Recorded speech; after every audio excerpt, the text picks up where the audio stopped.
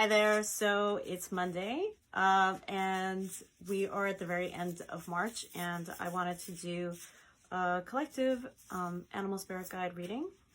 I work with the animal spirit guides a lot, and I wanted to do one for all of us. I do this for myself regularly, so I thought it would be a nice practice to share with you guys. So, okay, let's see what we got. We got the elk and ash. So let's start with the elk. The elk actually is known for having exceptional endurance, and also its vocalization can be heard for long distances in open fields. So also they stay in groups, and that's a way for them to avoid being preyed upon, although they actually are exceptionally hard to catch.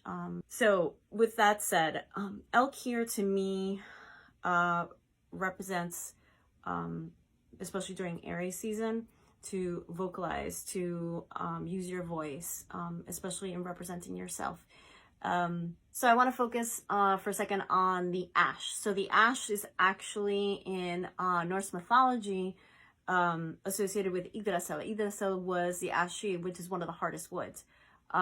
So Yggdrasil represents the 9 worlds or the 9 planes, and a squirrel traveled up and down it to bring messages to the eagle up top in the canopy of the tree, which is where the higher worlds reside, where the gods are, where the all is. So basically all the highest beings or the highest vibration spirits. And then you have the roots. There is a serpent there, and which gnaws on the roots. And the serpent actually is living in the lower world. You know, think basically the underworld, like Hades. Or I guess it wouldn't be Hades in Norse mythology, but in that sense, I can't actually remember now the name of Hades in Norse mythology. But the scroll goes up and down it. Delivering messages back and forth between the worlds. The middle of the tree, of the trunk, is Earth, the Earth plane. And then, so the elk actually is a deer, and it's actually the largest red deer. And the deer actually in the Norse mythology would feed on the ash leaves. And out of its antlers would flow the world's great rivers.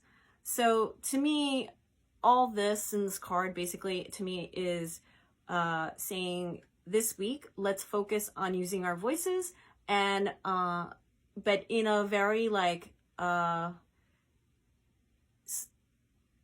methodical kind of way. Don't like just blurt things out. To me, it's more of using your voice to carry messages out into the world, and also receiving messages from the higher realms and the lower realms as well, because they're equally important. So you might be getting messages from your ancestors, or you might be getting messages from the gods and goddesses, or from angels, or from your spirit guides. And be very mindful, because this week is very important, because this card to me signifies a lot of messages coming through. Actually, I'm getting confirmation that it is true. And to use your voice, in the sense that you want to share some of those messages that might be coming through, even for the collective, that you might want to share with others, or maybe with those in your own circle. Also, I think that part of it is the message here is specifically around social groups. So I believe that you want to share messages within your groups, or those that you consider your groups. And that could be even like here on social media, that you have your own following, that you might want to share very specific messages and downloads that are coming through for you right now. So that is the focus of this week, is receiving messages and sharing those messages. So it's almost like an ebb and a flow in a river kind of thing. So I feel like that's the other part of the message, you know, sort of like this back and forth of flowing information for the collective. And every single person is capable of receiving these messages Doesn't matter. You don't need a special skill. You don't need to be a psychic. You don't need to be a medium. You don't need to be any of those things.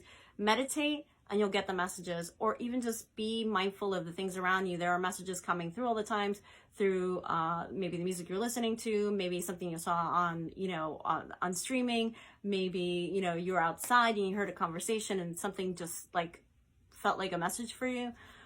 So look out for those things this week, because there's definitely a lot of messages coming in, especially with, I think, this Aries season. That is a big focus, is information, and where we're kind of focused on not only the intellect, but how does the intellect then receive the information from spirit and translate it and then vocalize it. So anyway, that's your message for this week. And, I hope you get wonderful messages for yourself and the collective. Bye.